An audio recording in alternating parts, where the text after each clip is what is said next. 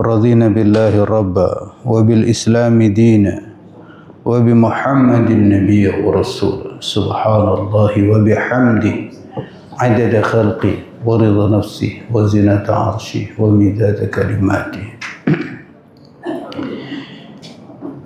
وعن عبد الله بن عمر وأبي هريرة رضي الله عنهما أنهما سمعا رسول الله صلى الله عليه وسلم يقول على أعواد منبره. Dari Abdullah ibn Umar dan juga dari Abu Hurairah radhiyallahu anhuma, sesungguhnya beliau berdua mendengar Rasulullah sallallahu alaihi wasallam bersabda ala a'wadi minbarihi, di atas mimbar beliau. Jadi Nabi bersabda di atas mimbar. Beliau bersabda, la yantahiyanna aqwamun an wada'ihimul jum'at. Sungguh benar-benar kaum atau orang-orang meninggalkan dari kebiasaan mereka meninggalkan salat Jum'ah, atau la yakhtimannallahu ala qulubihim, atau benar-benar Allah mengunci atas hati-hati mereka. Tsumma la yakununna minal ghafilin. Kemudian jadilah benar-benar mereka itu termasuk orang-orang al-ghafilin, orang-orang yang lalai. Rawahu Muslim. Hadis diriwayatkan oleh Imam Muslim. Bapak, Ibu dan saudara-saudara sekalian, kita masuk di bab salatul Jum'ah. Salat Jum'ah. Kita membahas bab salat Jum'ah. Jadi di dalam hadis ini Nabi memberikan ancaman yang sangat keras terhadap orang yang seringkali meninggalkan salat Jum'ah. Sampai di sini ada lamnya itu lam taukid, ditambah lagi dengan nun taukid. Jadi sungguh, benar-benar, nah gitu. Terjemahannya itu. Kalau dalam bahasa Indonesia mungkin disebut pemborosan. Tapi ini bukan pemborosan, karena saking pentingnya dan saking kuatnya perintah untuk menjalankan sholat Jum'ah, dan beratnya ancaman bagi orang yang meninggalkan sholat Jum'ah. Jadi di awal layan tahiyanna, sungguh benar-benar mereka mau berhenti, gitu. Ancamannya ditambah lagi layah timanna, sungguh benar-benar Allah bakal mengunci, gitu. Itu begitu. Lalu ditambah lagi layakununna, sungguh benar-benar mereka menjadi. Di sini. Jadi Nabi di dalam hadis ini mengancam, memberikan ancaman kepada orang-orang yang meninggalkan salat Jum'ah. Karena salat Jum'ah itu fardu, diwajibkan oleh Allah Subhanahu wa taala. Sebagaimana firman-Nya, ya ayyuhalladzina amanu idza nudiya lis-salati min yaumil jumu'ati fas'au ila dzikrillah wa dzarul bai'. Wahai orang-orang yang beriman, jika telah dikumandangkan azan di hari Jumat, maka hendaknya kalian segera menyambut, berusaha untuk datang ke tempat itu, yaitu tempat untuk berzikir, salat, mendengarkan khutbah dan seterusnya. Di dalam hadis ini ancamannya berat. Ancamannya adalah dikunci oleh Allah Subhanahu wa taala hati. Hati mereka dikunci. Bagi yang meninggalkan salat Jumat, yang sering meninggalkan salat Jumat, dikunci oleh Allah, sehingga jadilah mereka termasuk orang-orang yang ghafil, orang-orang yang lalai. Orang lalai itu terhadap sesuatu yang berguna terhadap dirinya diabaikan. Sementara terhadap sesuatu yang mencelakakan dirinya justru dilakukan. Itu lalai. Dan puncak kelalaian itu adalah orang kalau sudah lalai kepada Allah Subhanahu wa taala, lalai dengan ajaran Allah Subhanahu wa taala. Dan itu disebabkan karena mereka lalai terhadap apa yang menjadi perintah Allah Subhanahu wa taala. Jadi dari hadis ini kita mendapatkan pelajaran yang pertama, wajib menghadiri salat Jumat dengan rangkaiannya. Yaitu di situ ada khutbah. Dan tentu saja nanti kita ketahui memang tidak semuanya diwajibkan. Di antaranya perempuan tidak wajib, yang sedang sakit tidak wajib, yang dulu ada budak tidak wajib, yang anak-anak tidak wajib, dan memang secara umum anak-anak nggak wajib. Termasuk nanti ada musafir tidak wajib. Tapi ingat, tidak wajib itu bukan berarti tidak boleh. Jadi tidak wajib itu bukan berarti tidak boleh.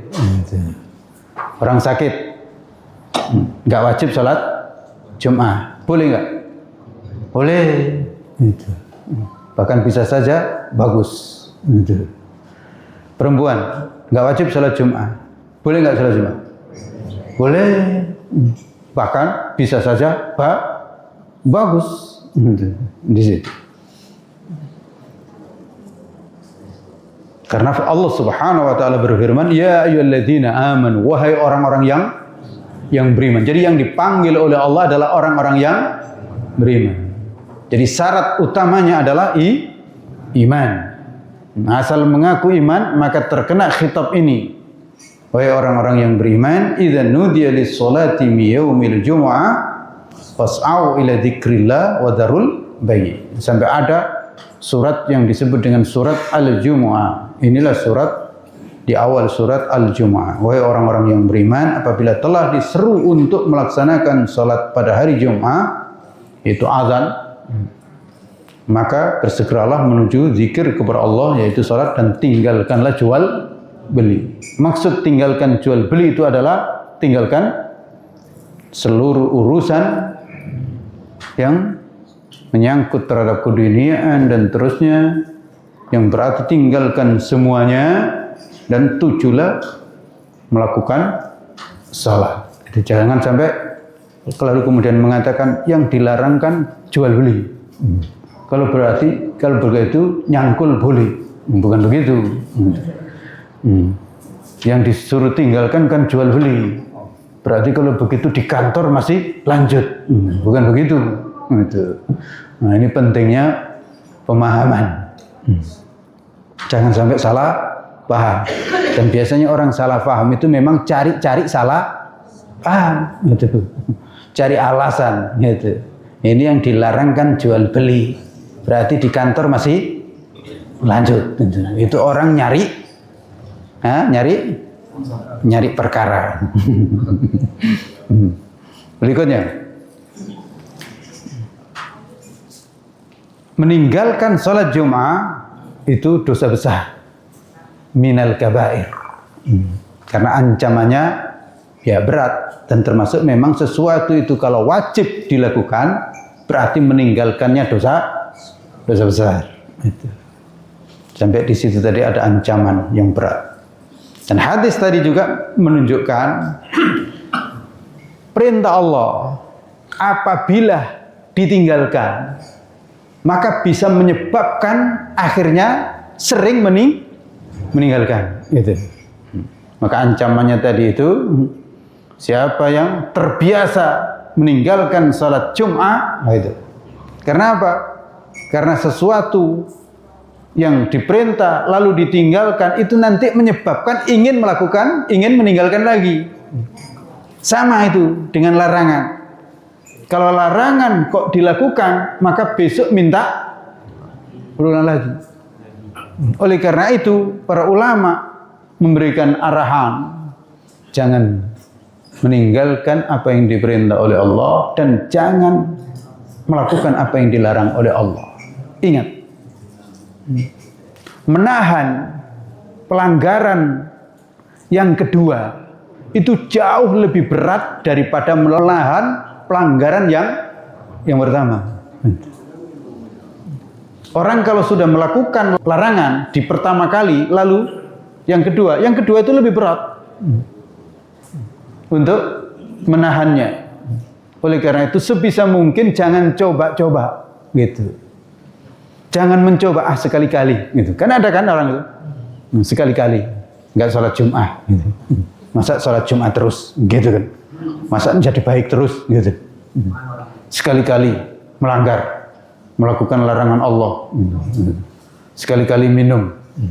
Sekali-kali mabuk. Naudzubillah, sekali-kali berzina misalnya. Ya ini sekali-kali. Enggak setiap saat aja kok gitu. Mumpung gitu. Naudzubillah. Berat gitu.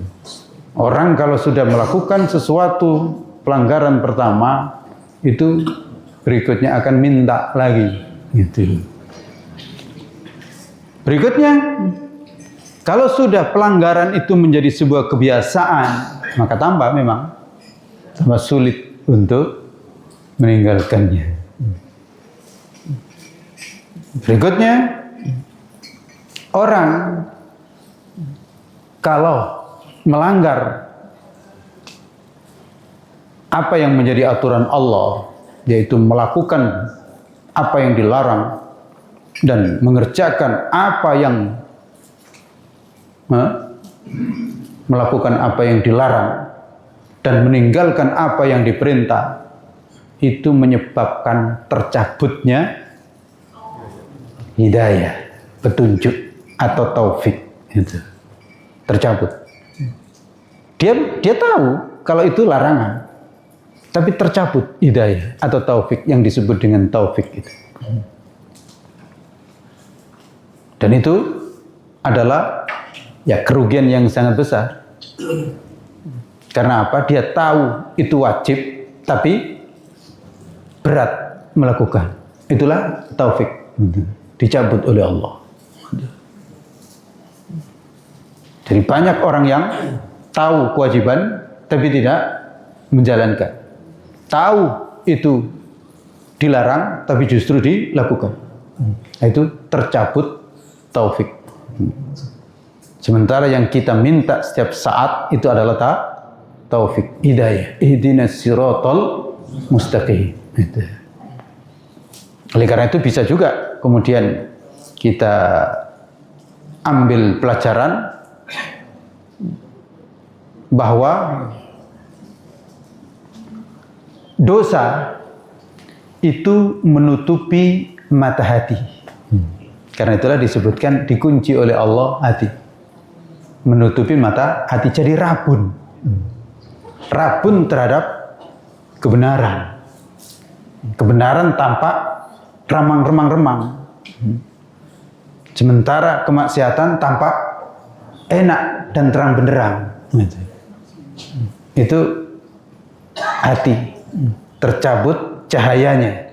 Mata sih masih terang, tapi hati menjadi tercabut hati. Karena itu khatamallahu ala qulubihim. Allah kunci hati mereka. Jadi Allah mengunci hati mereka, Allah menutup hati mereka itu bukan karena tidak ada sebab. Ada sebab. Sebabnya apa? Karena melanggar apa yang diperintahkan oleh Allah Subhanahu wa taala dan melanggar apa yang dilarang oleh Allah Subhanahu wa taala. Ujungnya kalau orang itu sudah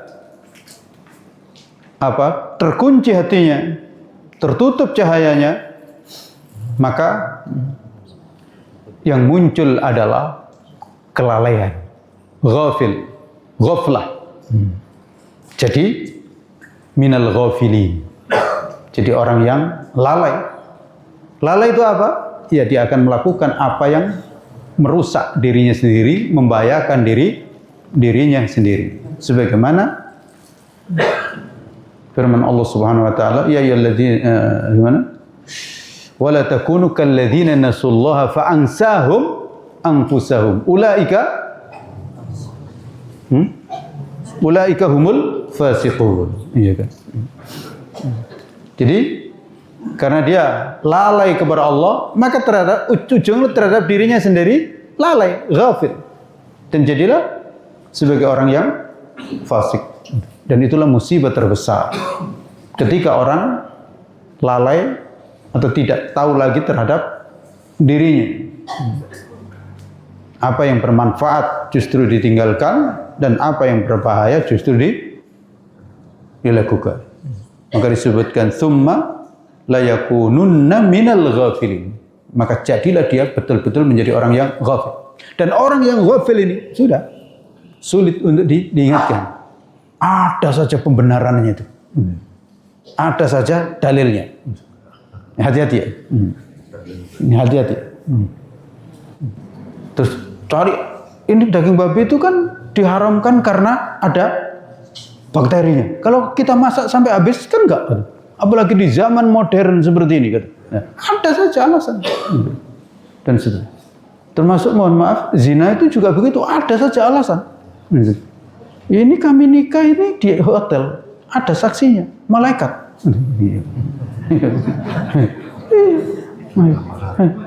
Ada saja pokoknya. Jadi kalau soal dalil itu bisa dicari. Orang kalau sudah ghafil itu kelihatan cerdas, tapi itulah kebodohan. Maka waspada. Hadis ini juga menunjukkan bahwa hati adalah pusat kebaikan atau keburukan manusia. Hati. Oleh karena itu, kita hendaknya senantiasa berusaha melakukan sesuatu yang menyebabkan hati kita sehat. Dan menghindari segala sesuatu yang menyebabkan hati sakit. Seharusnya fokus manusia itu selalu melihat hatinya. Hati saya ini sehat atau tidak? Kalau sakit, segera cari obatnya. Cuman kita itu kan ternyata bukan begitu. Yang sering langsung kita sadar itu manakala bagian jasmani kita yang sakit. Mata sakit, telinga sakit, cepat sekali cari obat. Dan juga kalau diberitahu ini sakitnya begini, oh ini obatnya begini, cepat juga merespon. Tapi kalau hati, ya kan? Apalagi kalau dibilang sakit hati, gimana? Ibu ini sakit hati, gimana? Tambah marah kan? Panik itu. Dikasih obat, nggak mau juga. Marah dia. Padahal disinilah hakikat manusia. Maka Nabi menyebutkan tadi hati yang menjadi sasaran dampak daripada keburukan akibat meninggalkan sholat Jumat.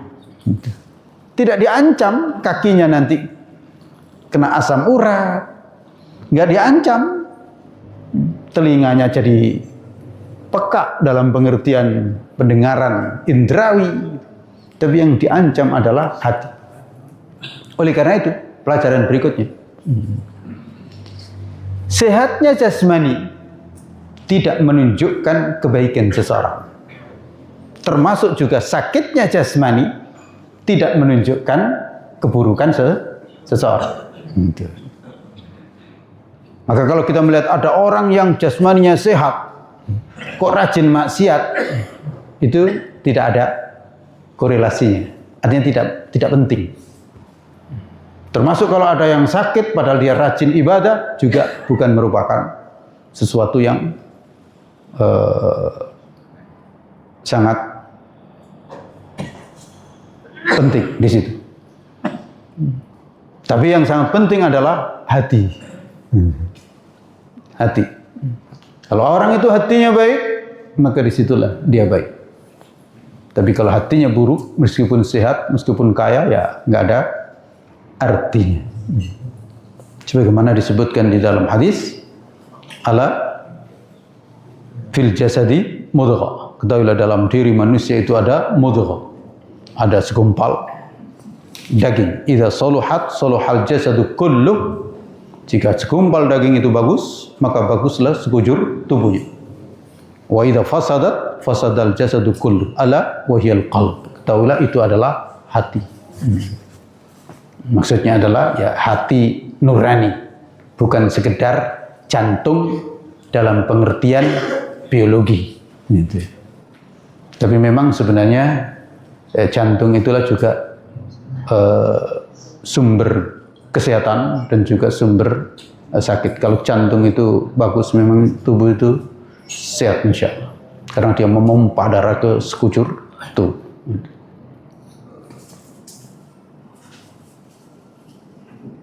Ya, dalam hadis ini kita juga menunjukkan bahwa ajaran Islam atau nasihat itu isinya basyira wa nadhira. Isinya itu kabar gembira dan juga kabar ancaman. Kalau di hadis ini Nabi memberikan ancaman. Oleh karena itu kalau ada orang yang mengatakan ngaji itu yang enak-enak aja lah, yang enggak juga. Ya memang yang enak-enak iya, yang enggak enak ya harus disampaikan juga. Karena orang itu kalau ketemu yang enak terus, ya kan, nanti gampang kan. Dan memang isi Al-Quran selalu ada yang enak-enak, ada neraka, lalu kemudian Allah tunjukkan surga. Jadi dalam hidup ini, iya, dua hal yang menjadi ciri khas manusia itu, ada tangis dan ada tawa. Kayaknya binatang yang lain nggak ada tangis, nggak ada tawa. Ya, sapi itu anaknya meninggal ya biasa aja, ya kan nggak ada nangis deh. Hah? Iya, masih ngunyah saja itu. Iya. Sapi itu, iya kan? Hah? Iya, dan dikasih apa rumput juga nggak ada ketawa-ketawa. Pernah kita ngelihat ada kambing ketawa atau sapi apa ayam ketawa? Nah, tapi kalau manusia memang iya, Allah kasih nikmat dan itu adalah kenikmatan. Manusia itu yang masih bisa nangis pada tempatnya dan bisa tertawa pada tempatnya, itulah sehat. Jangan keliru. Orang kalau seharusnya nangis tapi kok tertawa, itu namanya nggak sehat. Gila. Seharusnya tertawa malah nangis, itu nggak sehat. Waspada. Kadang-kadang saya melihat tuh banyak kebalik. Saat nikah itu senang, lu kok nangis? Kecuali karena ada persoalan tertentu haru. Haru karena nangis bahagia. Nangis bahagia mungkin. Tapi jangan terlalu juga bahagia kok nangis terlalu gitu.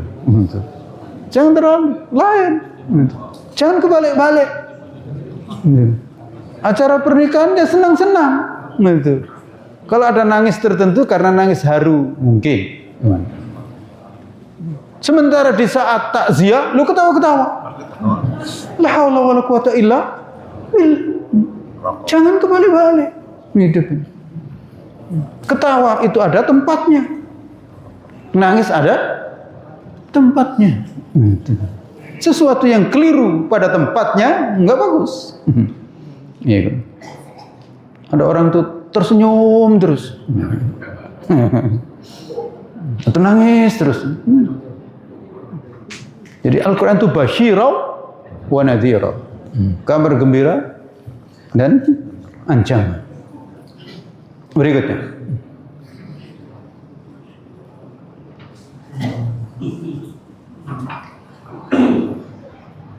Menjaga Jum'ah itu adalah merupakan syiar Islam yang sangat agung. Karena hari Jumat itu syiar Islam. Hari Jumat itu hari raya. Hari raya pekanan. Jadi Jumat itu hari raya pekanan.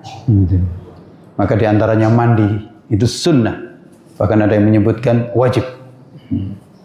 Nanti ada hari raya apa? Hah? Tahunan. Setahun 2 kali. Idul Fitri, Idul Adha. Allah kasih kita hari raya, hari Jumat. Maka silakan untuk bahagia, mempersiapkan, menyambut rahmat Allah Subhanahu wa taala.